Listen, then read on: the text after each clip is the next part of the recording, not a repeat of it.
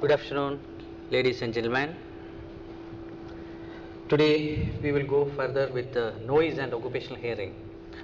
Always you are hearing noise, and this is something related only with occupational hearing, and because there is also traumatic loss of hearing, we are not mentioning here. So noise induced hearing loss.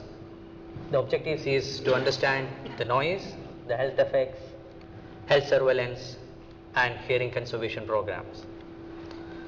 So what is sound? Sound is produced when air in ambience is disturbed by any vibrating object or a sudden expansion of the gas as it occurs in any explosions. It results in a wave called sound wave. Then what is noise? It's an unpleasant sound is noise.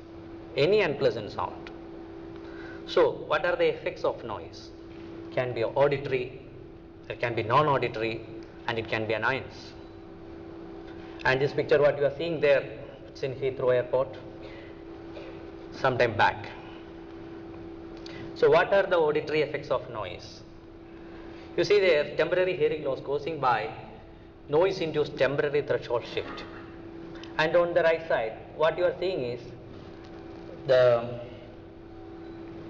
this is the temporary threshold shift where the hair cells are there, only little changes you can see over here.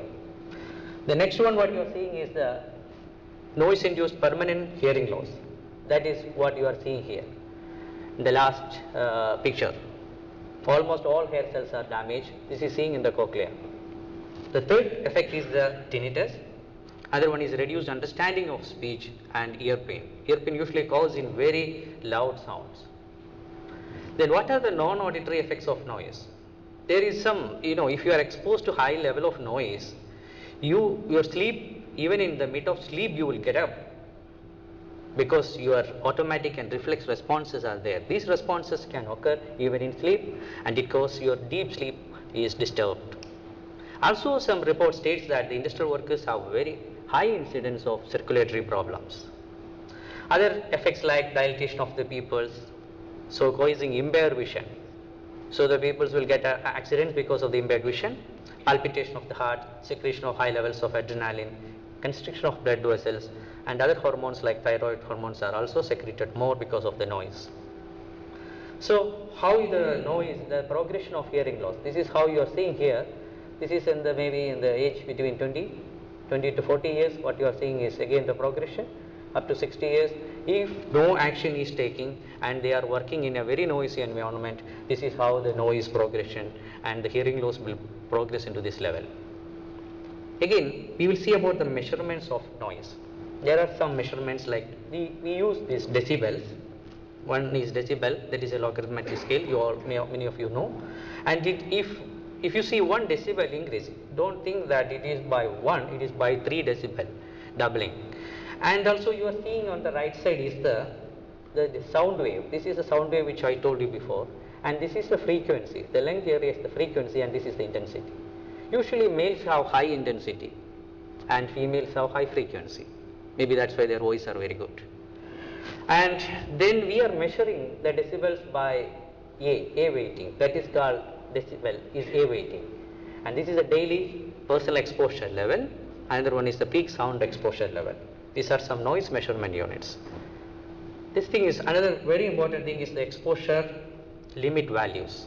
There is a daily personal exposure limit value of 87 decibels, A basic, and peak sound exposure level should be 140 decibel.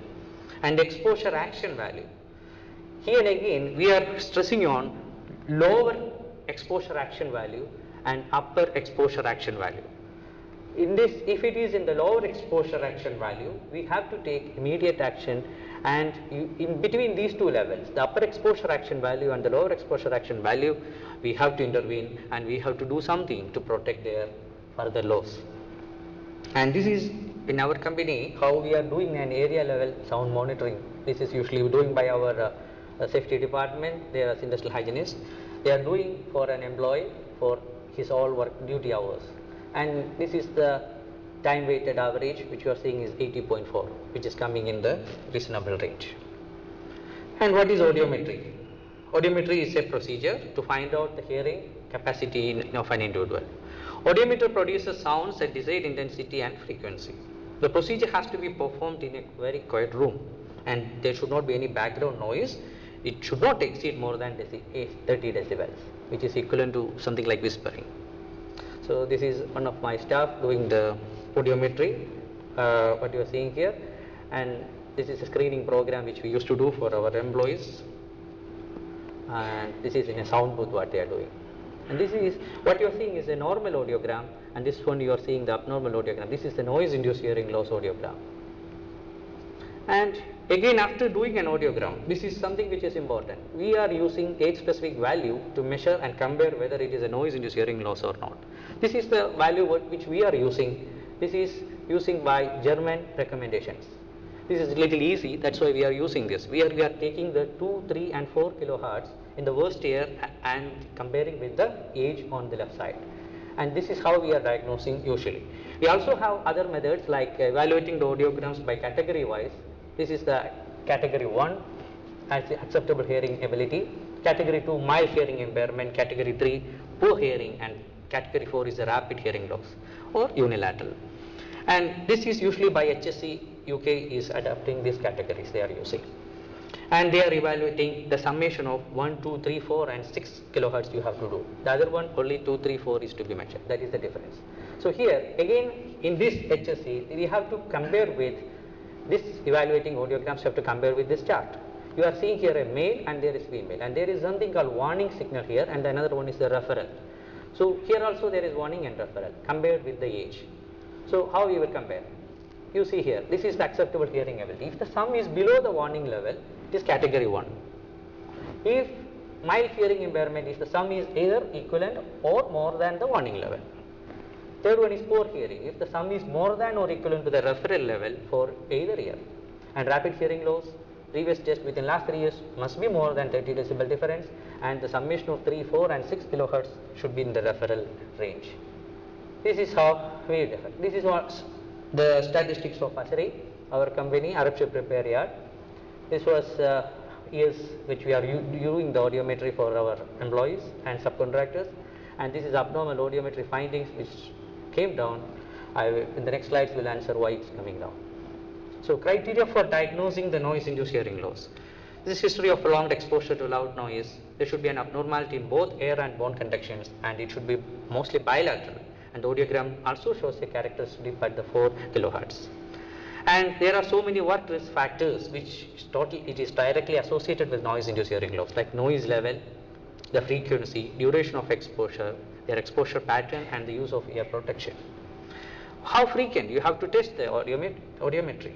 A baseline audiometry is needed at a pre-employment checkup. Annual test for the first 2 years and every 3 years after that. More frequent if they change in their exposure conditions, and also if they are working in very hazardous area like a ship repair yard, we always advise them to do annually.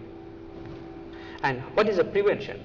Avoiding noise exposure by exposure reduction methods and engineering noise controls, administrative controls, job rotation, which this is all we implemented in our company. When you see the other graph, this is how we bring it down. And noise awareness training and proper use of hearing protection devices.